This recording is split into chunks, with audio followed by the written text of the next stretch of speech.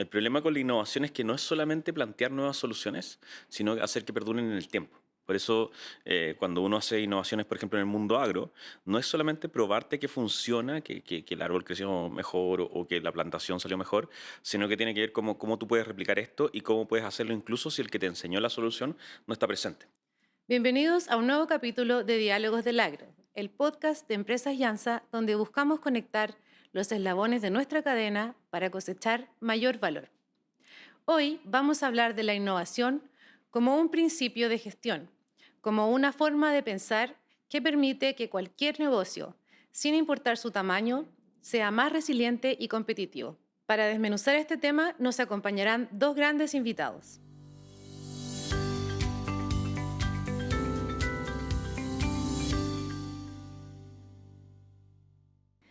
Hoy nos acompaña un experto que entiende la innovación no solo como un software, sino como una disciplina del pensamiento. Ingeniero y conferencista, ha dedicado su carrera a enseñar cómo las organizaciones pueden transformarse para no quedar obsoletas.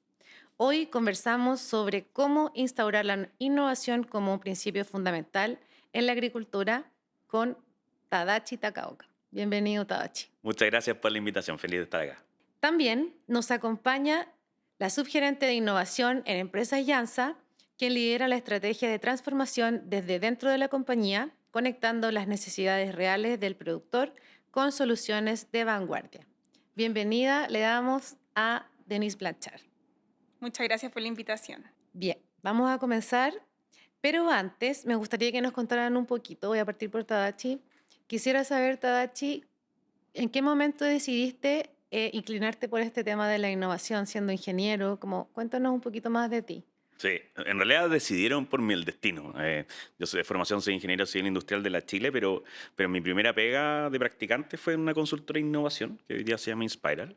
Y ahí no me salí más. Después fui gerente general de Club de Innovación, después he pasado por varios puestos de mundo privado y público, fui el gerente de emprendimiento en la Corfo, y hoy día me dedico más a los directorios de empresas. Hoy día estoy en Metro de Santiago, en la Universidad Arturo Prat, y en Fundación Generación Empresarial, que me toca mirarlo de distintos frentes. Y cuando me aburro empiezo a hacer consultoría. Así que ahí me ha tocado ver distintas industrias y el mundo agrícola es particularmente interesante. Qué entretenido. Siempre innovación, entonces, desde que partiste. Así es, desde la cuna. Bien. Denise, cuéntanos un poco más de ti, qué te llevó a dedicarte en la empresa, digamos, al área de innovación. Bueno, yo soy todo lo contrario a Tadachi. Soy súper nueva en el mundo de innovación. Yo tomé la responsabilidad de estar a cargo de innovación corporativa en junio de este año. Es poquito tiempo y ha sido un camino de aprendizaje gigante. Soy ingeniera civil de la Católica, y yo siempre hasta ahora me había dedicado casi exclusivamente al mundo de evaluación de proyectos. Es como lo que ha sido consistente en mi carrera. Trabajé casi 10 años en la industria minera, y después decidí hacer un cambio en mi carrera y me vine a Empresas Yansa. Ahí el cambio de la minería y la agroindustria ha sido un cambio súper desafiante, pero sí hay algo que se relaciona un montón con el mundo que yo veía antes, que era el mundo de evaluación de proyectos, y ahora es de innovación, es que al final son formas distintas de evaluar proyectos. Antes me fijaba solamente en la rentabilidad, en cuándo se pagaba la inversión, y ahora es distinto porque el nivel de incertidumbre es mucho más alto, pero finalmente son proyectos que hay que evaluar y estoy como tratando de enfocarlo hacia el mundo de la innovación, entendiendo que tiene particularidades específicas y que hay que tener una mente mucho más abierta de lo que yo venía haciendo antes. Sí, pues, siempre está bueno tener desafíos de todo tipo. Y siguen como, solamente cambian algunos parámetros, me imagino, pero la lógica sigue siendo similar. Bien, vamos a comenzar con las preguntas. Voy a partir con Tadachi. Tadachi, a veces la palabra innovación asusta porque suena a algo tipo de Silicon Valley. Sí. Si la definimos de forma simple como encontrar formas nuevas de resolver problemas viejos, ¿por qué es tan difícil para las personas cambiar sus sus métodos, perdón, si el problema persiste? Porque el cerebro humano está hecho para mantenerse en lo que conoce. O sea, es una forma biológica de ahorrar energía. Entonces, cada vez que te propongo una forma nueva de resolver el problema, te estoy incomodando. El problema con la innovación es que no es solamente plantear nuevas soluciones, sino hacer que perduren en el tiempo. Por eso, cuando uno hace innovaciones, por ejemplo, en el mundo agro, no es solamente probarte que funciona, que el árbol creció mejor o que la plantación salió mejor, sino que tiene que ver cómo tú puedes replicar esto y cómo puedes hacerlo incluso si el que te enseñó la solución no está presente. Entonces, requiere un traspaso de responsabilidad, requiere un traspaso de cómo aprendes ese proceso que incomoda. Y por eso en el mundo del agro lo que se ha visto es que más que tratar de convencer a la gente que innove, ya hay o nuevas generaciones o gente que percibe que puede tener una mejor performance, que anda buscando soluciones nuevas, ya eso es lo que los tomas. Más que tratar de que la gente luche contra esa incomodidad, hay gente que lo aceptó y que tú como una empresa que innova los acompañas en ese camino. Y si vamos más para atrás, ¿qué, ¿cómo definirías tú innovar? Porque es verdad que cuando a uno le dicen que tiene que ser innovador, uno se imagina casi que inventando, no sé, una aparatología. Sí. Y yo creo que es más simple que eso, ¿no? Sí, sí, es mucho más simple.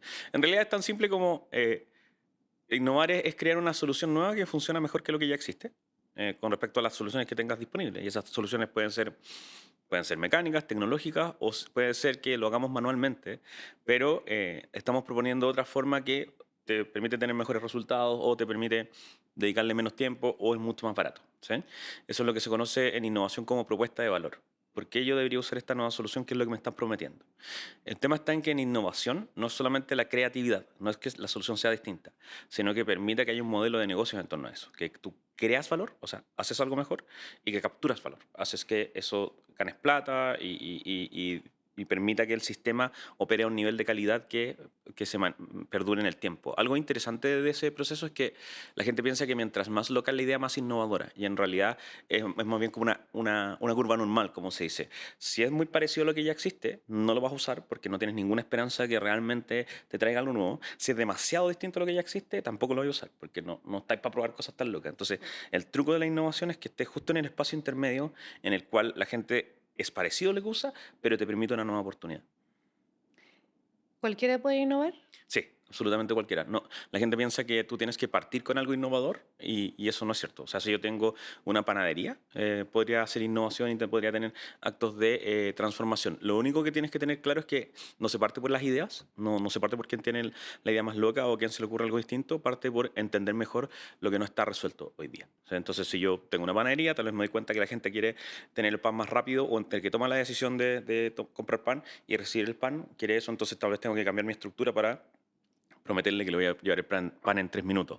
O tal vez se dan cuenta que la gente no compra pan o trata de calcular justo el momento para que el pan esté caliente en su casa y no lo quieren comprar mucho antes, pero pues se les pasa el rato y no lo compraron y tal vez tienen que hacer una nueva solución química que cuando abran la bolsa del pan, el pan vuelva a estar como cuando está recién hecho. Entonces el punto no está en que la solución sea innovadora, el punto está en que entiendas muy bien el problema que te va a llevar hacia la solución innovadora. Perfecto. Bien, voy a pasar con la Denise. Denise, ¿cuál es el problema viejo que hoy Empresas Llanza está ayudando a resolver a otros a través de una mirada nueva? Es que ojalá fuera uno, porque son múltiples problemas, pero finalmente yo creo que son dos cosas. Uno es la forma de enfrentar los problemas, porque todos vamos a tener problemas, Ujú. todas las empresas tienen problemas y no solamente en el trabajo, en las vidas personales de cada uno hay problemas. La diferencia es qué hago con ese problema y para que exista innovación es necesario tener un espacio seguro de experimentación para ver qué puedes hacer, porque finalmente los temas culturales pesan mucho más que la estrategia o que incluso puedes tener como una tremenda idea, tremenda solución, pero si culturalmente no está el espacio para experimentar, no vas a llegar a ninguna parte. Entonces yo creo que lo más importante como para solucionar esos problemas viejos que son múltiples es tener un espacio seguro de experimentación, trabajar para que no exista tanto miedo al fracaso, porque la innovación, igual de muchas ideas diversas, no todas van a ser exitosas y hay que ser consciente de eso y incentivar que eso ocurra. Sí. Porque al final, si nos dedicamos a identificar problemas, porque eso, como hemos hecho millones de talleres para identificación de problemas, pero si después nadie se atreve a buscar soluciones a esos dolores porque piensan que se los van a cobrar o que si se propone algo, después se lo van a poner en una meta específico y como hay altos niveles de incertidumbre, no, nadie tiene una bolita de cristal para saber exactamente cómo va a resultar. Sí. Entonces, tener esos espacios y saber que puedo experimentar finalmente te va a llevar como a tener una forma distinta de abordar los problemas y se generan como círculos virtuosos de resolución de problemas y lo mismo, la creatividad. Nadie en un ambiente estresado Claro. puede ser creativo. Para encontrar esas soluciones que responden a los problemas como importantes, necesitas poder pensar con un poco más de libertad en esta diversidad de formas de abordar las cosas.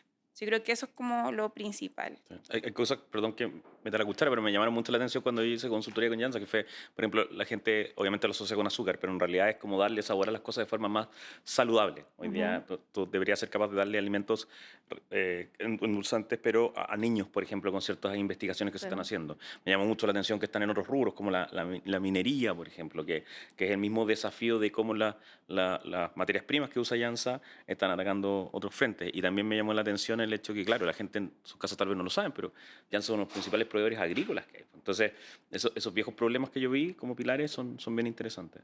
Justo le iba a preguntar a la Denise como qué caso más emblemático podría... Gracias por ser el vocero. Tadachi, tú siempre sugieres mirar fuera de la propia caja. ¿Cómo puede un agricultor beneficiarse de mirar lo que está haciendo una empresa de logística o un banco o un retail? ¿Qué podemos copiar de otros sectores? Copiar en el buen sentido, digamos. Sí, sí. Eso se llama innovación lateral en estos casos. Y hay casos emblemáticos. Por ejemplo, una empresa de cementos en México tenía el problema de que si tú llegáis muy antes con el cemento, se endurece. Se puede endurecer, entonces tenés que estarlo dando vuelta y gasta plata.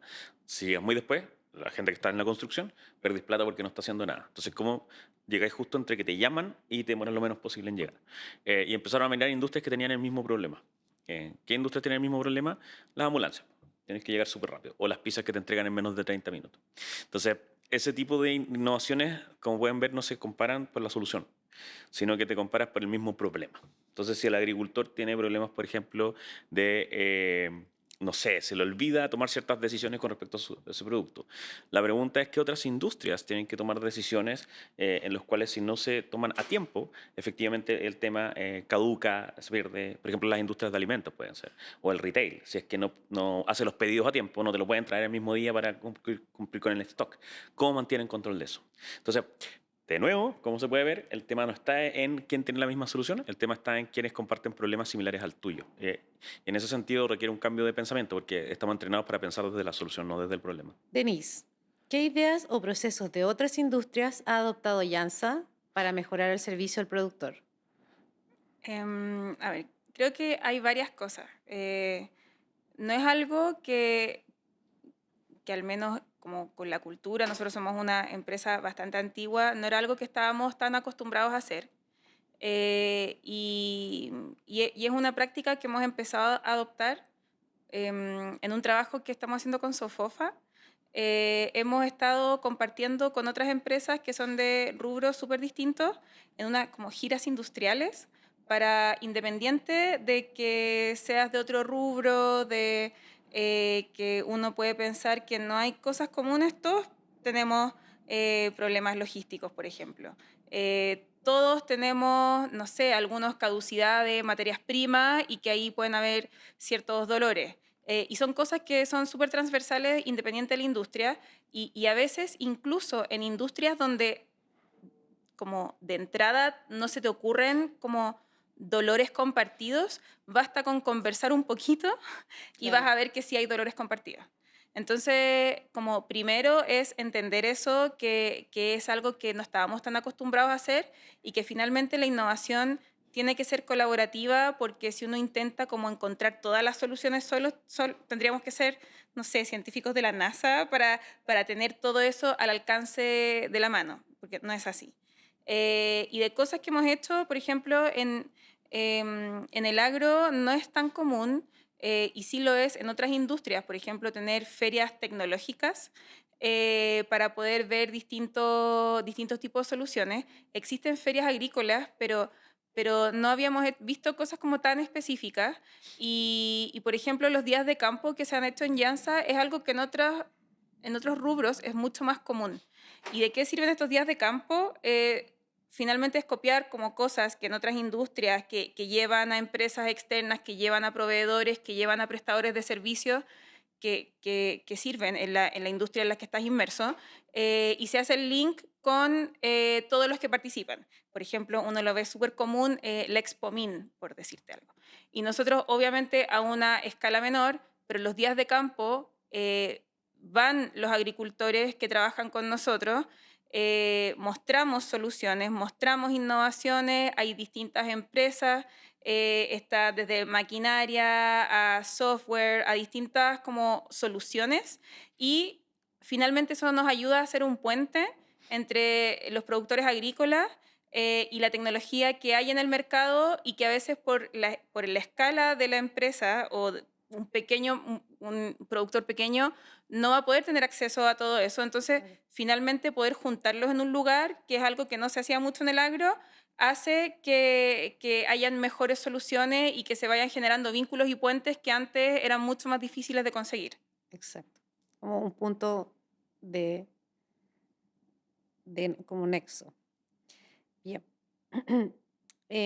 Tadachi. El mundo hoy es incierto para todos, no solo para el agro. ¿Qué herramientas de gestión general sirven para tomar decisiones cuando no sabemos qué va a pasar con el mercado o el clima en 6 meses más? Sí. Pregunta difícil. No, mira, lo que pasa es que lo bueno es que nos enseñaron eso en sexto básico. La herramienta número uno es el método científico. Es cuestionar las hipótesis y decir, sobre todo la gente que tiene experiencia en agro, se para frente a su campo, para frente a su trabajo y dice: "Oye, esto no está teniendo la misma efectividad que tenía antes". Y ahí te haces la primera pregunta, que es decir, ¿y por qué creo que no está funcionando? Los proveedores no son tan buenos, los insumos no son tan buenos, el clima cambió. Eh, y después después de tener esa hipótesis, haces un experimento para decir bajo qué condiciones podría volver a retomar la calidad que necesito, la velocidad que necesito. Entonces, el primer punto es esta cadena de levantar una hipótesis, hacer un experimento, aprender del experimento y volver a intentarlo. Obviamente no lo haces con todo tu trabajo, porque si no puedes destruir la empresa o puedes destruir el valor que aprendiste a crear, sino que empiezas a buscar pequeños espacios para hacer eso. ¿Sí? Otras herramientas que son interesantes es, por ejemplo, hay canvas de diseño de propuesta de valor, que es lo que a mi cliente le importa. Entonces, cuando tú tratas de hacer todo bien, pues, generalmente no logras conquistar el mercado a la velocidad que quieres, porque eres bueno en muchas cosas en vez de ser excelente en una. Entonces, tratar de acotarse y tratar de plantear una estrategia requiere entender qué es lo que más quiere tu cliente. El problema es que distintos clientes quieren distintas cosas. Ujú. Por eso es que otra forma de atacar este problema es decir, si tuviera que elegir una sola cosa para atender al cliente que estoy atendiendo, ¿cuál sería? Y tener ese ejercicio con el equipo de decir dónde vamos a maximizar nuestra calidad. Y una tercera herramienta es literalmente el canvas de modelo de negocios, es decir, cómo hago para capturar perdón, para crear y capturar valor. O sea, qué es lo que tengo que hacer para que los flujos de plata me den lo suficiente para mantener este estándar de calidad, para que valga la pena meterse en el negocio y para que la cuestión funcione. Y eso de nuevo requiere testeo, requiere, no hay nadie, ni el gerente general o la gerente general o el dueño de la empresa, nadie te puede decir qué es lo que va a funcionar, sino que lo que haces es sacarle una foto a tus creencias actuales del modelo de negocio y tratar de probar muy rápidamente. Volvemos a la prueba y error. Así es. Denise, en un escenario tan variable, ¿cómo ayuda Yansa a los agricultores a reducir esta incertidumbre? Yo creo que hay dos cosas. Lo primero es que mientras mayor rendimiento tú tengas, menos expuesto vas a estar a factores externos. Es decir, independiente que existan fluctuaciones de precio, el que mejor sobrevive es el que es más productivo y que tiene mejor uso de sus recursos. Y en ese sentido, como empresas Yansa, estamos súper, súper orgullosos de que de mano de la investigación y desarrollo hemos podido llevar a Chile al país que tiene el mayor rendimiento agrícola en remolacha en todo el mundo. Entonces, eso ya nos pone en una ventaja competitiva respecto a cualquier otro productor de azúcar de remolacha, porque teniendo mejores productividades vamos a estar mejor independiente si hay una fluctuación de precios inesperada, igual vamos a estar mejor que el que tiene peor productividad. Eso es como de base. Y eso ha sido algo que se ha ido desarrollando desde el mundo de investigación y desarrollo y es algo que independiente de si han habido épocas de bonanza o épocas como más complejas, eso ha sido como algo constante en la historia de Janssa. Eso es una cosa. Y lo otro que creo que está súper de la mano con lo que dice Tadachi, que es como hacerle caso al método científico y que al final muchas veces van a haber factores que uno no puede controlar, como por ejemplo el clima. Pero sí hay un montón de data histórica y existen probabilidades y hay un millón de cosas que se pueden hacer para bajar los riesgos. Por ejemplo, nosotros sabemos que a partir de cierta fecha del año es mucho más probable que empiecen las lluvias persistentes. Entonces, ¿cómo uno puede bajar el riesgo para los agricultores? Es preocupándonos de alguna forma poder cosechar los suelos más complejos antes de que de que se llegue a ese momento del año donde la probabilidad sube muchísimo, independiente de si es un año seco o no.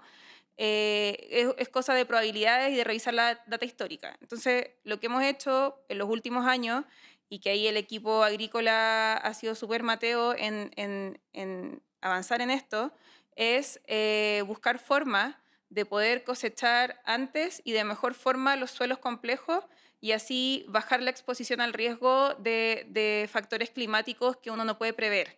Entonces, finalmente, sí, siempre van a haber cosas que uno no puede controlar, pero siempre van a haber formas de mitigar los riesgos. Eso no significa que estés libre de riesgo, pero un riesgo controlado va a funcionar mucho mejor. De todas maneras, así es. Tadachi. Existe el mito de que innovar es inventar algo radical. Es lo que te preguntaba recién. ¿Cómo pequeños cambios en la gestión diaria pueden generar grandes retornos al final del año? Claro, lo que pasa es que eso se llama innovación incremental, que es mirar los procesos y todo aquel que mira suficientes veces un proceso entiende que podría probar cosas nuevas de automatización, de acortar pasos, de traer a alguien más experto que te permite tener mejor eficiencia. Eso trae un flujo de corto plazo.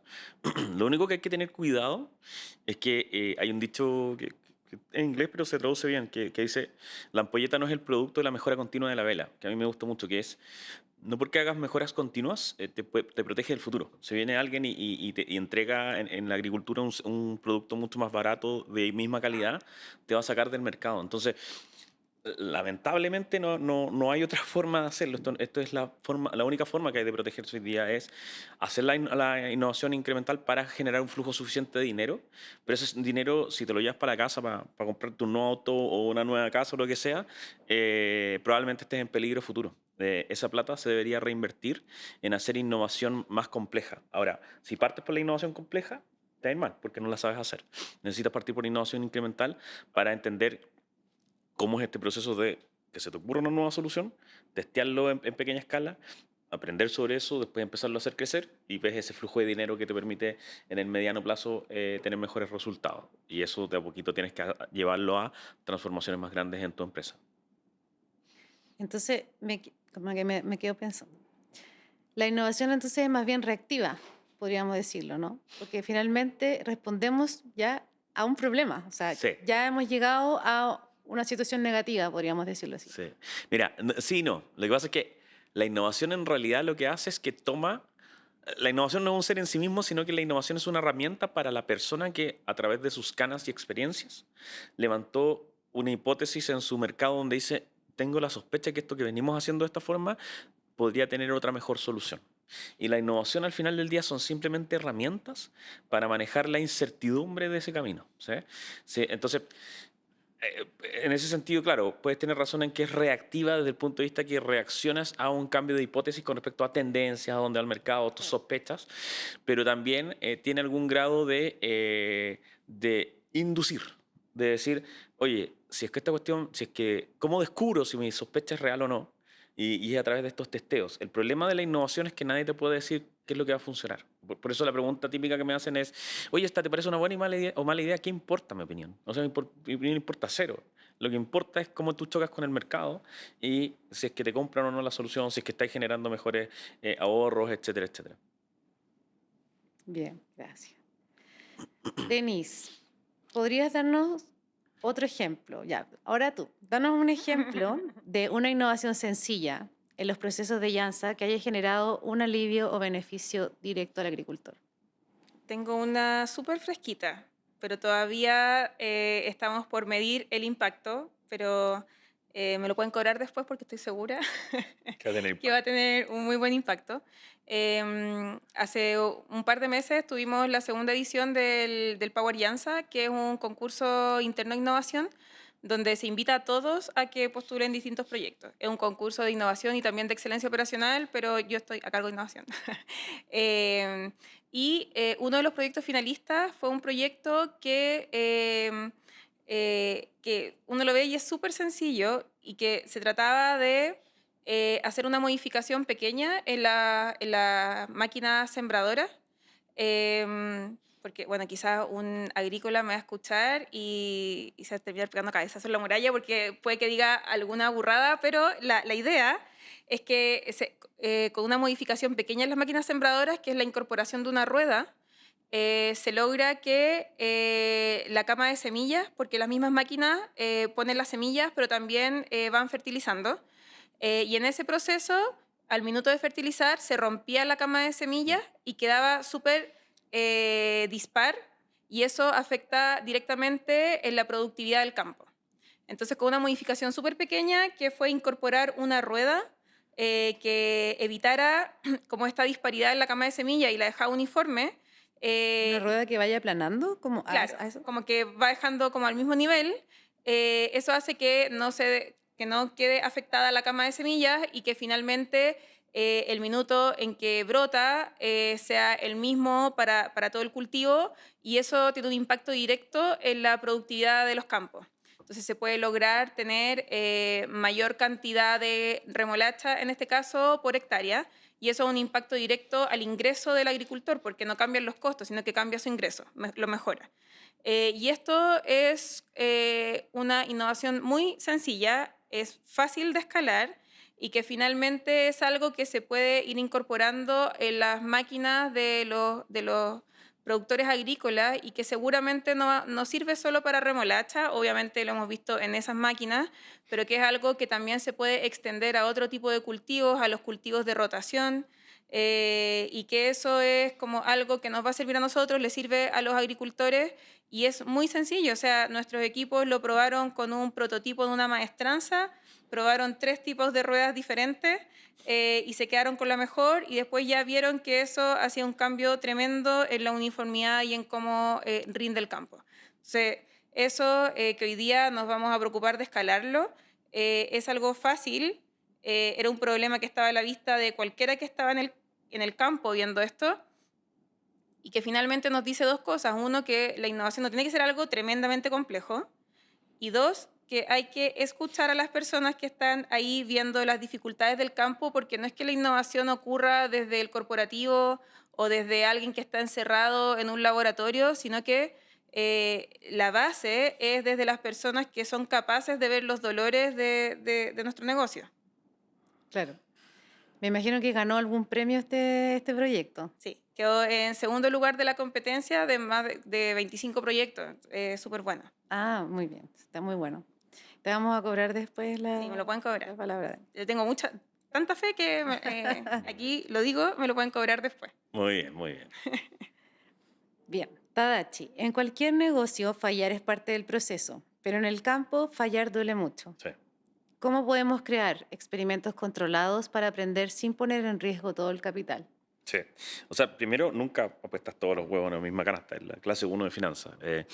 El tema está en que tienes que armar laboratorios. Tienes que armar espacios en los cuales puedes hacer pruebas más acotadas o controladas. Por eso, sobre todo en el mundo del I+D, se usan como niveles de desarrollo, de investigación y desarrollo. Primero es teórico. Oye, lo hice en el papel, dice que da. Después dice, ya, listo, y pasemos el papel a la realidad. Ya, pero no te voy a prestar todo mi campo para que hagas la Claro. cuestión. Pues te voy a pasar un laboratorio chiquitito con las plantas y todo el tema. Listo, probemos ahí. Oye, funcionó, ya. Ahora, en vez ¿cómo se llama? De condiciones controladas, lo vamos a hacer en un espacio chiquitito, pero al aire libre a ver si funciona. Y solo después de que pasas todas esas etapas, dicen, listo, ya funcionó, probemos con el campo. Entonces, lo peor que pueden hacer es decir, no, yo creo en esta solución, lancémonos al tiro a lo grande. Esa es la forma más fácil de fracasar. En realidad, lo que debería pasar es que tomas un control o ves este tema. La parte peluda es que por muy buena agrícola que seas, no necesariamente estás entrenado para hacer esos testeos. Por eso, aliarte con empresas como Janssen o incluso universidades o centros de investigación te ayuda a tener esos espacios controlados de forma mucho más eficiente. Buenísimo. Denise, ¿cómo se estructuran los proyectos en Jansa para que el agricultor se sienta seguro al probar algo nuevo? Em, es que para que el agricultor se sienta seguro a probarlo, nosotros igual somos como el laboratorio del agricultor. ¿En qué sentido?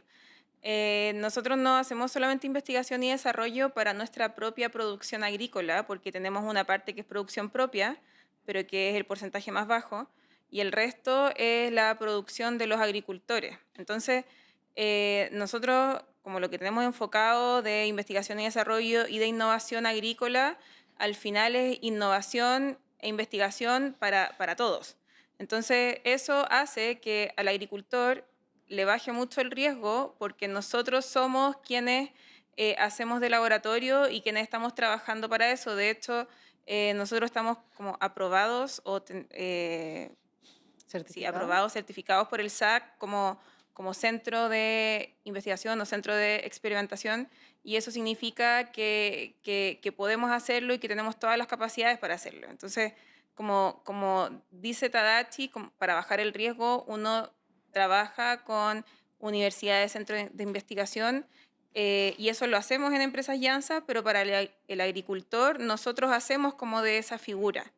Entonces eso ya hace al tiro que haya mayor disposición a probar ciertas cosas porque ya viene de algo que probamos nosotros y que probablemente lo probamos primero en nuestros campos. Y tenemos de hecho un campo que está pegado a la fábrica, que es como el campo que la idea es que sea o ya es como un campo experimental donde se van probando las cosas primero. Eso después da mucho más confianza y que se entiende que para el agricultor es más complejo porque son negocios de márgenes que no son muy grandes, entonces la aversión al riesgo es importante. Y así nosotros al final trabajamos en este círculo virtuoso de probamos para que a ellos les vaya bien y así nos va bien a nosotros también. Claro. Le entregan seguridad finalmente Claro. y respaldo al agricultor. Tadachi, una base de la innovación es la empatía. Entender qué quiere realmente el que me compra, en este caso. ¿Cómo puede un productor empezar a leer, entre comillas, mejor las tendencias globales para no quedarse produciendo algo que el mundo ya no quiere? Mm.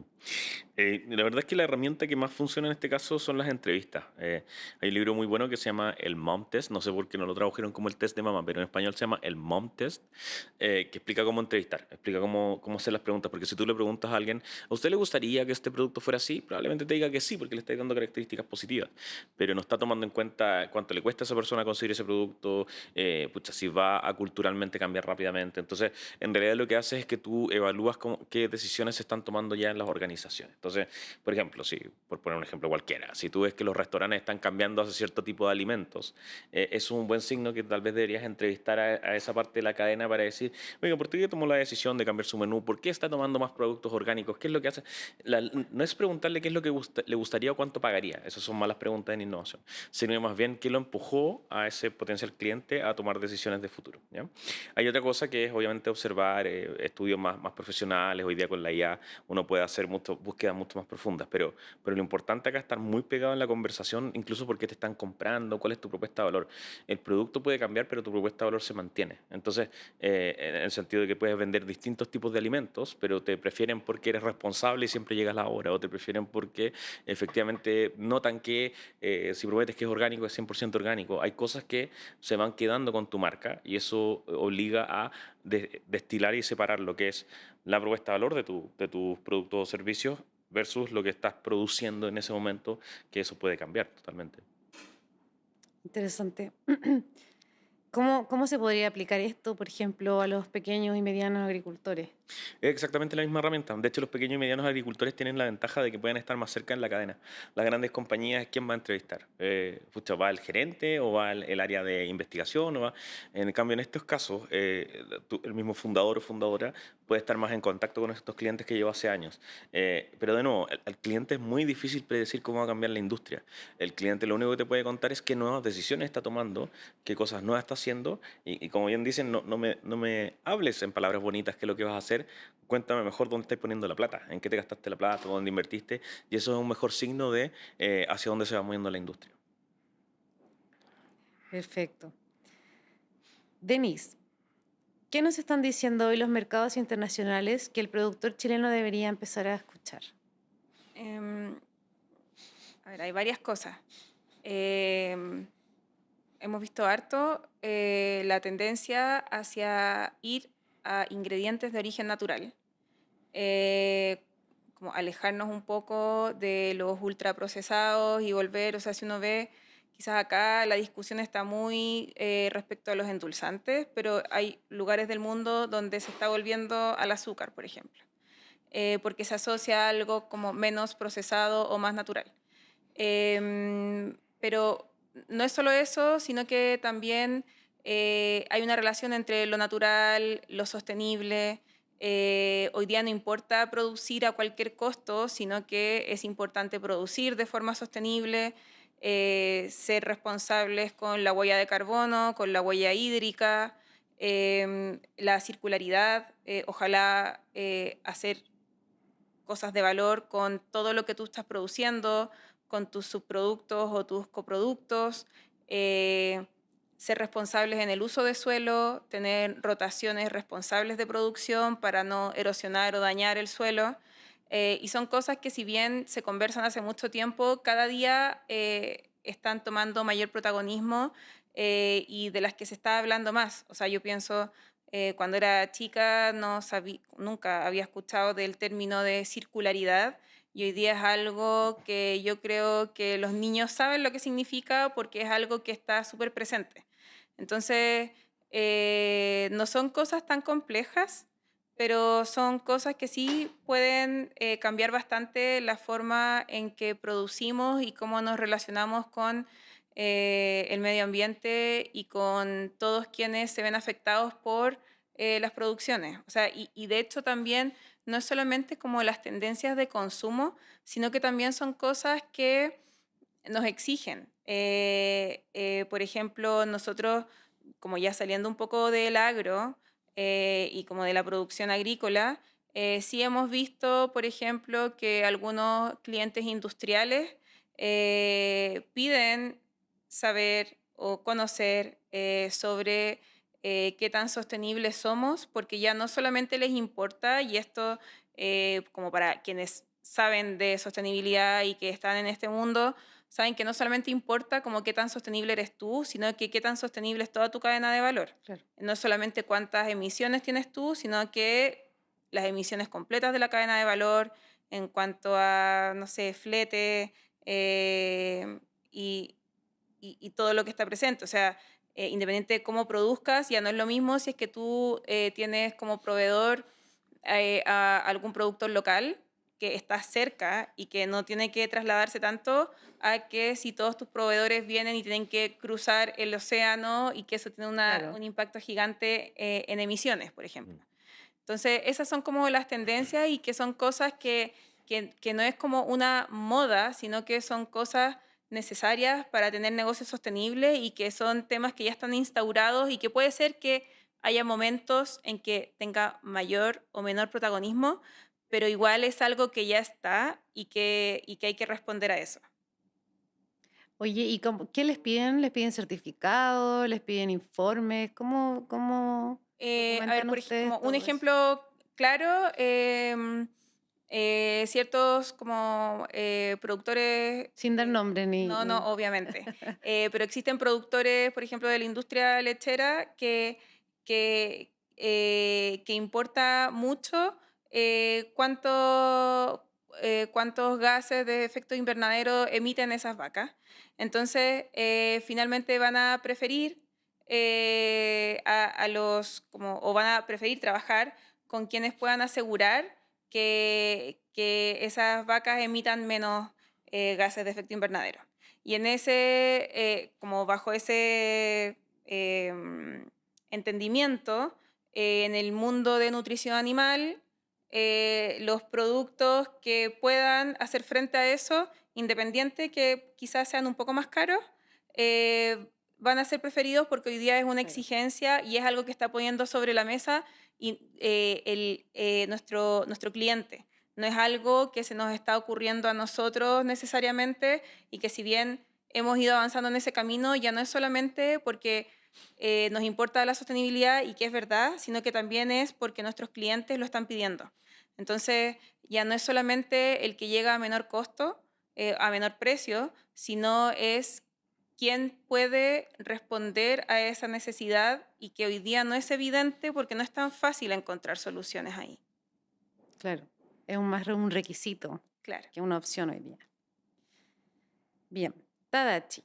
En tiempos de cambio, el que se aísla pierde. ¿Por qué la colaboración es considerada hoy una de las formas más puras de innovación empresarial? Sí, por dos razones. Uno es que la curva de aprendizaje cuesta. O sea, uno dice, no, pero es que yo lo voy a poner empeño y todo el tema. Bueno, pero si no eres bueno en algo y quieres volverte bueno, pero no es parte central de tu negocio, puedes estar perdiendo plata. Mejor asociate con alguien que ya tenga esa expertise, porque al final del día es tiempo que necesitas para seguir profundizando en lo que realmente quieres ser bueno. Por eso, repito lo que decía antes, de especializarte y ser extraordinariamente bueno en algo, requiere poder trabajar en alianza con otros para atenerte a lo tuyo, el viejo adagio de pastelero tus pasteles. Y el segundo tema es que siempre la innovación es como tirar dados, o sea, hay cosas azarosas dentro del proceso que son apuestas, no lo vas a poder vencer solo a punta de pasión y esfuerzo y Claro. metodología. Por ende, siempre va a ser más eficiente que otros apuesten contigo y vayan en paralelo apostando a que tú estés apostando solo en el casino, porque te quemáis toda la plata muy rápido. En cambio, si hay varios tirando los dados y dicen, oye, a mí me resultó por este lado, o efectivamente tengo un aprendizaje que te podría compartir, es mucho más barato. Entonces, es un sentido súper práctico. La gente ve la colaboración como un tema casi moral, de que es bueno ser colaborativo. Y en realidad no, es un tema súper práctico. ¿Y qué caso se te ocurre así como de esta buena práctica de la Hay colaboración? varios modelos, pero por ejemplo, el que más se usa hoy día es el corporate venturing. Lo que hace es la innovación abierta basada en startups. En las grandes empresas, sobre todo, lo que se hace es que te dicen, mira, yo soy muy bueno en algo y en eso domino el mercado. Janssa, por ejemplo, el tema insumos agrícolas, el tema de lo que decía Denis, el azúcar. Oye, se está moviendo de nuevo el azúcar en algunos países o deberíamos ir hacia los endulzantes, pero de repente hay exploraciones de cómo el mercado recibe eso que no necesariamente Janssen lo está haciendo en la última milla, en el detalle, digamos. Y ahí es donde entran startups que te dicen, oye, yo he hecho investigación ahí, tal vez podemos trabajar juntos y te puedo contar un poquito lo que he visto, o tal vez yo te puedo contar un poquito cuáles son las investigaciones en torno a cómo el mercado recibe otro tipo de productos que tú no tienes. Ese tipo de colaboraciones, porque no es un proveedor solamente, no es alguien que tú le dices, bueno, mándame el producto, yo te pago una parte y yo lo voy a vender más caro y gano plata ahí, sino que te dicen, sí, pero es que lo tengo probado en chiquitito y necesito que me ayudes para llegar a los estándares para la industria. Entonces se vuelve una colaboración, no es una relación de cadena de proveedor con comprador, sino que es un espacio en el cual tú ayudas a ese pequeño para que tenga estándar de grande. Denise, ¿cómo fomenta Yansa esta cultura de comunidad entre sus productores para que no innoven solos?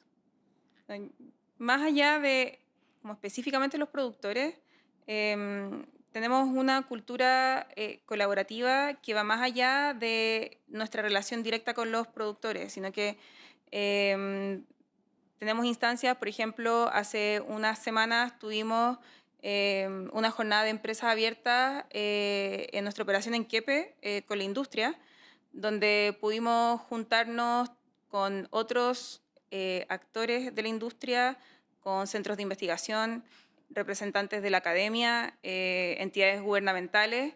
Y finalmente estas son instancias solamente para intercambiar ideas, compartir dolores, donde podemos hablar sobre dificultades que tienen nuestros mismos productores y que quizás otros que ven otra parte de la cadena de valor tienen dolores similares o que ya han encontrado soluciones a ese tipo de dolor. Entonces, eh, este mundo donde podemos compartir y donde lo que no prima es la competencia, sino que la colaboración nos puede llevar a encontrar soluciones que nos sirvan a todos. Entonces, creo que una cosa es eso y que al final también nos ayuda a identificar problemáticas comunes y que a veces como un problema que para nosotros es muy complejo, alguien quizás ya lo solucionó o le dieron la vuelta y se dieron cuenta que la forma de abordarlo es muy distinta a lo que estamos viendo nosotros. Entonces, ese tipo de forma de trabajar es virtuoso y es virtuoso tanto con incluso nuestra competencia muchas veces y eso mismo también se aplica en la relación con los agricultores. Entonces, finalmente, mientras más abierto estás, mientras más compartes, mejor identificación de problemas y mejores Claro. soluciones vas a encontrar. Bien, pasamos a la última pregunta. Tadachi, si un agricultor apaga la radio o el podcast ahora mismo, ¿cuál es la primera pregunta que debería hacerse frente a su negocio para saber si está siendo innovador o solo está repitiendo el pasado? Sí. ¿Me están pidiendo muchos descuentos o no? Si es que estáis compitiendo por precio, si la forma en que estás tratando de mantenerte relevante es tratando de cobrar menos que lo que cobra tu competencia, entonces probablemente estás en un problema de falta de innovación. Cuando hay innovación, cuando hay una propuesta de valor diferenciada, no es fácil compararte y por ende no te andan pidiendo precio o simplemente dices que no y te siguen comprando. Entonces, si es que veis que tus márgenes se achican, que efectivamente, o dependes mucho de un bien base, que si es que ese bien base se encarece, se te echa a perder el negocio, entonces probablemente lo que te falta es innovación. Perfecto. Y Denis, desde Llanza, ¿cuál es la invitación que le haces al productor que quiere empezar a profesionalizar su mirada innovadora? Más que profesionalizar, yo creo que la invitación es como a estar en una actitud de observación constante, porque muchas veces hay problemas que no sabemos que son problemas y que son problemas que los tenemos completamente asumidos y que no nos hemos dado cuenta que podemos darle una vuelta. Y eso, lo primero es empezar a observar y estar como, yo tengo súper claro que a veces en el día a día y en como uno se mete como a esto y que no para y no te detienes a observar. Y yo creo que hacerlo y la observación es la base de la innovación. Entonces, primero es entender bien cuáles son nuestros problemas, eh, identificar aquellos problemas que son como medios resignados y que hemos aceptado como parte de como nuestra naturaleza del negocio y luego ver cómo lo solucionamos, pero si no podemos identificar bien, está súper difícil y para eso hay que mirar lo que pasa y conversar con otros. Creo que eso es lo primero y lo demás ya, si bien hay cosas súper importantes, pero creo que eso es la base. Y atreverse a experimentar. Lo que decía antes, como al principio cuando partimos el podcast, es que, claro, si uno no tiene un espacio de experimentación, tampoco vas a tener un espacio o sea, de experimentación segura, tampoco vas a tener espacios de creatividad ni de encontrar soluciones que respondan a esos problemas que son parte de nuestro día a día. Bien, estamos llegando al final de nuestro capítulo y me gustaría que si pudieran entregarle a ambos un mensaje breve como respecto a lo que estamos conversando a quienes nos miran. ¿Cuál sería, Tadachi? Yo creo que el gran problema es que siempre pensamos que el pasado nos va a salvar. Como que, oye, si ya me ha resultado hasta ahora, ¿para qué me lo voy a jugar? Eh, y en realidad, sobre todo para los que están corriendo en tiempos actuales, no solamente la supervivencia de tu negocio, sino que de ti como profesional. ¿Qué tipo de habilidades tienes? ¿Qué tipo de capacidades puedes desarrollar a futuro? La gente tiende a mimetizarse con sus proyectos y en realidad tú eres separado de tus proyectos. El proyecto puede cerrar, pero quedan capacidades en ti. Y en realidad, que estoy en directorios, que buscamos proveedores y todo el tema, la capacidad de proponer cosas nuevas, la capacidad de mirar nuevas soluciones es algo muy, muy requerido. Al final del día es la capacidad de manejar incertidumbre. Si tú me decías en una entrevista de trabajo o en una potencial venta que llevas años haciendo lo mismo, yo no sé si es una buena carta de presentación. Y eso es súper peligroso. Yo entiendo la innovación desde la oportunidad y todo el tema, pero yo creo que es un tema de sobrevivencia hoy día. Antes era súper bien visto eso, estar muchos años en una misma Sí, empresa. o sea, tú puedes estar en la misma empresa. El tema está en que si has tomado proyectos complejos en esa empresa, si es que te han pasado proyectos que tenían probabilidad de fallar. No tiene que ver, esto no es decirle, oye, emprendan o cámbiense de empresa cada rato, no es el mensaje, sino que el mensaje es, en lo que sea que estás haciendo hoy día, siendo emprendedor, siendo, no sé, teniendo tu pyme, una gran empresa, estás corriendo riesgo constantemente o no. Y si no lo estás haciendo, eso va en demérito de tu capacidad profesional. Como la comodidad, en el fondo. Es un poco salir de la zona de confort. Y no solo eso, sino que es la poca capacidad de manejar incertidumbre. Las personas que necesitan certidumbre para avanzar, rápidamente se encuentran con un mundo que no les da respuesta. Ni tu jefe ni tu jefa te puede dar certidumbre, ni el mercado te puede dar certidumbre. Incluso los planes de estratégicos cambian ya. Hace 10 años la estrategia se definía como aquello que no cambiaba. Hoy día nadie acepta esa definición. Entonces, justamente este proceso de jugársela por innovar no es un eslogan, es simplemente, es como cuando te dicen, oiga, haga ejercicio en sus 30, 40, 50, porque si no a las 70 va a estar todo fregado. Entonces, lo mismo pasa hoy día. A medida, incluso después de jubilar, quieres hacer cosas. Y si no lo entrenaste, va a ser difícil. Claro. Bien. Denise, Em, ¿Me repites la pregunta? como el último mensaje que le entregaría respecto a esto a quienes nos escuchan. Mm, yo creo que, o sea, se me ocurren varias cosas, pero creo que lo primero es como intentar sacar como este mito de la innovación, como que es algo complejo o que es algo que se maneja desde las altas esferas de las empresas, porque si uno lo hace así, no va a funcionar. Entonces, creo que acá es tomar como la importancia de lo que significa que haya una cultura de innovación donde todos sean partícipes, porque finalmente no importa en qué nivel de la producción o a qué, como, qué tipo de colaborador eres dentro de una empresa, em, lo que cada persona tiene es único y a lo que está como expuesto también es único.